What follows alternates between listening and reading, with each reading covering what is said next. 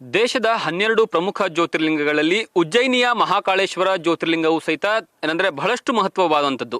ಈ 12 ಜ್ಯೋತಿರ್ಲಿಂಗಗಳಲ್ಲಿ 3ನೇ ಸ್ಥಾನದಲ್ಲಿರುವಂಥದ್ದೇ ಈ ಉಜ್ಜಯಿನಿಯಲ್ಲಿರುವಂತಹ ಮಹಾಕಾಳೇಶ್ವರ ದೇವಸ್ಥಾನ. ಇದೇ ದೇವಸ್ಥಾನದವರು ಈ ಒಂದು ಕಾರ್ಯಕ್ರಮದಲ್ಲಿ ಭಾಗಿಯಾಗ್ತಾರೆ. ಸ್ವತಃ ಅವರ ಅಮೃತ ಹಸ್ತದಿಂದ ಈ ಒಂದು ಕಾರಿಡಾರ್ ನ ಉದ್ಘಾಟನೆ ಮಾಡೋದಕ್ಕೆ ಈಗಾಗಲೇ ಸಕಲ ಸಿದ್ಧತೆಗಳನ್ನು ನಡೀತಾ ಇದ್ದಾವೆ. ಇಲ್ಲಿನ ಸಂಪೂರ್ಣವಾದಂತಹ ಅಂದ್ರೆ ಯೋಜನೆ ಏನಾಗಿತ್ತು, ಆ ಯೋಜನೆಯ ಸಂಪೂರ್ಣ ವಿಸ್ತಾರ ಏನಾಗಿತ್ತು, ಮತ್ತೆ ಅದರ ಜೊತೆಗೆ ಇದಕ್ಕೆ ಎಷ್ಟು ಹಣವನ್ನು ಖರ್ಚು ಮಾಡಲಾಗಿದೆ ಅನ್ನುವಂತಹ ಸಂಪೂರ್ಣ ವಿವರವನ್ನು ನೋಡ್ತಾ ಹೋದ್ರೆ ಈ ಒಂದು ಯೋಜನೆ 2017ರಲ್ಲಿ ಏನಂದ್ರೆ ಆರಂಭ ಆಗುತ್ತೆ. ಮೊದಲು ಪ್ಲಾನ್ ಅನ್ನ ಮಾಡಿಕೊಳ್ಳಲಾಗುತ್ತೆ. ತದನಂತರ ಒಟ್ಟು 855 ಕೋಟಿ ರೂಪಾಯಿಗಳ ವೆಚ್ಚದಲ್ಲಿ ಈ ಒಂದು ಕಾರಿಡಾರ್ ಅನ್ನ ಓಪನ್ ಮಾಡಬೇಕು, ಕಾರಿಡಾರ್ ನ ಏನಂದ್ರೆ ಡೆವಲಪ್ ಮಾಡಬೇಕು ಅನ್ನುವಂತಹ ಕಾನ್ಸೆಪ್ಟ್ ಬರುತ್ತೆ. ಅದಾದ ನಂತರ ಯಾವಾಗ ಕಾಶಿ ವಿಶ್ವನಾಥನ ಕಾರಿಡಾರ್ ಅತ್ಯದ್ಭುತವಾದಂತಹ ಒಂದು ಔಟ್ಪುಟ್ ಹೊರಗಡೆ ಏನು ಬಂದ್ಬಿಡುತ್ತಲ್ಲ, ಅದೇ ರೀತಿಯ ಪ್ಲಾನ್ ಅನ್ನ ಇಟ್ಕೊಂಡು, ಅದೇ ರೀತಿಯ ಕಾನ್ಸೆಪ್ಟ್ ಅನ್ನ ಇಟ್ಕೊಂಡು ಈ ಒಂದು ಏನಂದ್ರೆ ಉಜ್ಜಯಿನಿಯಲ್ಲಿರುವಂತಹ ಮಹಾಕಾಳೇಶ್ವರ ದೇವಸ್ಥಾನವನ್ನ ಅಭಿವೃದ್ಧಿ ಮಾಡೋದಕ್ಕೆ ಮಧ್ಯಪ್ರದೇಶ ಸರ್ಕಾರ, ಶಿವರಾಜ್ ಸಿಂಗ್ ನೇತೃತ್ವದ ಸರ್ಕಾರ ಏನಂದ್ರೆ ಪ್ಲಾನ್ ಅನ್ನ ಮಾಡಿಕೊಳ್ಳುತ್ತೆ. ಅದಕ್ಕಾಗಿ ಈಗ ಮೊದಲನೇ ಹಂತದ ಕಾರಿಡಾರ್ ಉದ್ಘಾಟನೆ ಕಾರ್ಯಕ್ರಮವನ್ನ ನಾಳೆ ಮಾಡಲಾಗುತ್ತೆ. ಅದಕ್ಕಾಗಿ ಬರೋಬ್ಬರಿ 350 ಕೋಟಿ ರೂಪಾಯಿ ಮೊದಲ ಹಂತಕ್ಕೆ ಈಗಾಗಲೇ ಖರ್ಚನ್ನ ಮಾಡಿ ಈ ಕಾರಿಡಾರ್ ನ ಸಂಪೂರ್ಣವಾಗಿ ಪ್ಲಾನ್ ಅನ್ನ ಮುಗಿಸಲಾಗ್ತಾ ಇರುವಂತದ್ದು, ಮುಕ್ತಾಯವನ್ನ ಆಗ್ತಿರುವಂತದ್ದು, ಕೊನೆ ಹಂತದ ಟಚ್ ಅಪ್ ಗಳನ್ನ ಮಾಡ್ತಾ ಇರುವಂತಹ ಕೆಲಸಗಳು ಸಹಿತ ಈಗಾಗಲೇ ನಡೀತಾ ಇದೆ.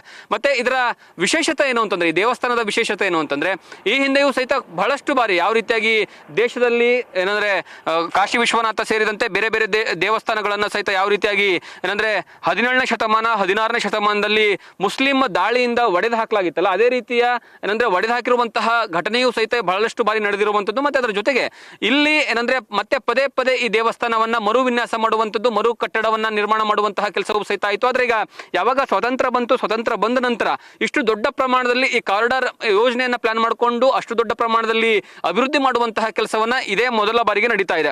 ಹಾಗಾಗಿ ಈ ಒಂದು ಕಾರಿಡಾರ್ ಮುಂದಿನ ದಿನಗಳಲ್ಲಿ ಧಾರ್ಮಿಕವಾದಂತಹ, ಅದರಲ್ಲೂ ಏನಂದ್ರೆ ಇಲ್ಲಿರುವಂತಹ ಜನರಿಗೆ ಆರ್ಥಿಕವಾಗಿ ಸಹಾಯ ಆಗೋ ರೀತಿಯಲ್ಲೂ ಸಹಿತ ಏನಂದ್ರೆ ಕಾರಿಡಾರ್ ಹೆಲ್ಪ್ ಆಗುತ್ತೆ, ಧಾರ್ಮಿಕದ ಏನಂದ್ರೆ ಕೇಂದ್ರ ಬಿಂದುವಾಗುತ್ತೆ, ಧಾರ್ಮಿಕ ಟೂರಿಸಂ ಆಗುತ್ತೆ ಅನ್ನುವಂತಹ ಎಕ್ಸ್ಪೆಕ್ಟೇಷನ್ ಸಹಿತ ಇದೆ.